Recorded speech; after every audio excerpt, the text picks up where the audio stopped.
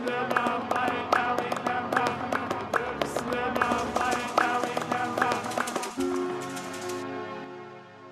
I ask a follow-up question to that? And this is for Mallence to answer, and perhaps Professor Langmeyer can also chime in as well. Now, the research shows that society's been organized in hierarchies, and these hierarchies help to stabilize societies over time. And what happens is certain kinds of traits rise to the top of that hierarchy, and people support those kinds of people that rise to that top of that hierarchy. And this is what stabilizes society. And when you look at history, it appears that men possess those kind of traits. Okay, this is argument from a research, and I'd love to get your pushback on that, or your feedback on that. That because, okay, so we could say, okay, men have certain qualities that women don't have, and vice versa. You mentioned nurturing. Women are definitely better than men when it comes to nurturing because they are biologically wired to do a better job there. They have the hormones, they have the right biology to do that. Men tend to be stronger physically, right? Mm-hmm. And they can do certain things that women cannot do. Mm-hmm. And in fact, women tend to admire certain kinds of men that possess those qualities. Let's face that. Mm-hmm. So these hierarchies not only exist in human sociology or societies, but also even in all the animal species, we see it. What are your thoughts on that? Are you saying we should dismantle these hierarchies and rebuild where we have now women at the top, or men and women but at the top, or what? Again, this is something I want to push you a little bit to see how you respond to this research. I give you an analogy. Let's say we climb a mountain. We climb Mount Kilimanjaro, yeah, and we're all 2/3 up. And then we realize that the path we took will not get us to the top, right? We just realize there's no way for us to reach the top. And somebody who knows the actual path says we have to return, go back to the ground, and take another route. And everybody says, no, that's crazy. I'm not going back down 2,000 meters after I've made it so far. I'm not going back down. You know, somebody come up with another solution.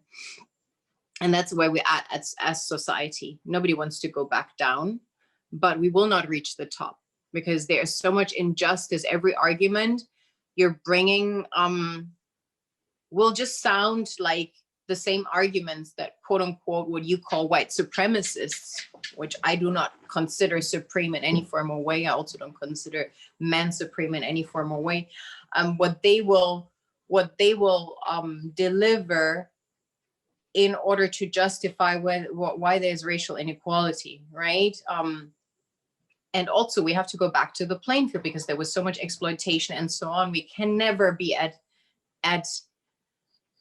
parity, you know, unless we really acknowledge that, people take responsibility and say, hey, let's go back to the drawing board, you know, to an equal playing field. I mean, of course, there are great opportunities out there like cryptocurrency and so on, technologies that will enable that, but how are you going to now offset 1,000 years or 500 years, you know, with some technologies that are being implemented, you know, you would have to pay, even if you pay people reparations and so on, that's just a drop on the hot stone. So for women, exactly the same injustices that we see when it comes to racism, exactly the same things hold for women.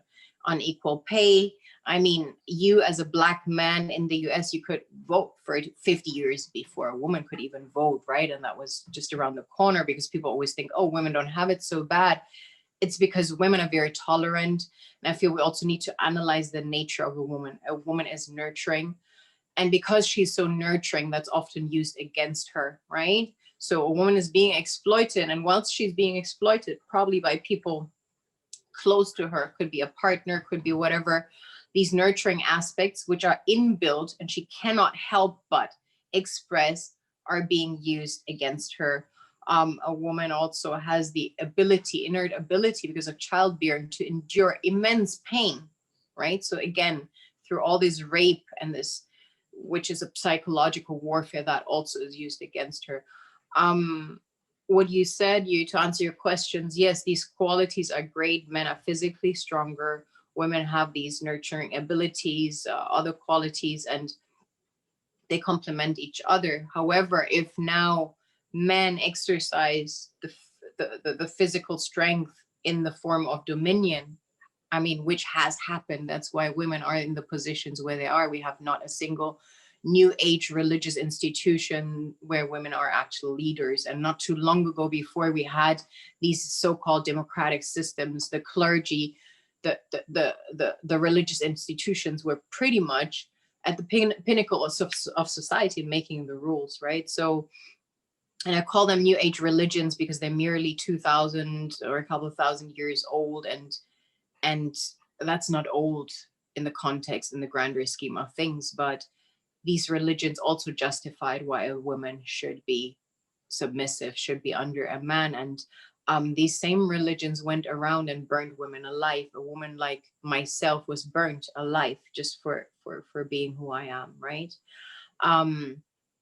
And these things aren't so talked about because I feel women have the strength to endure a lot, to put up with a lot of BS.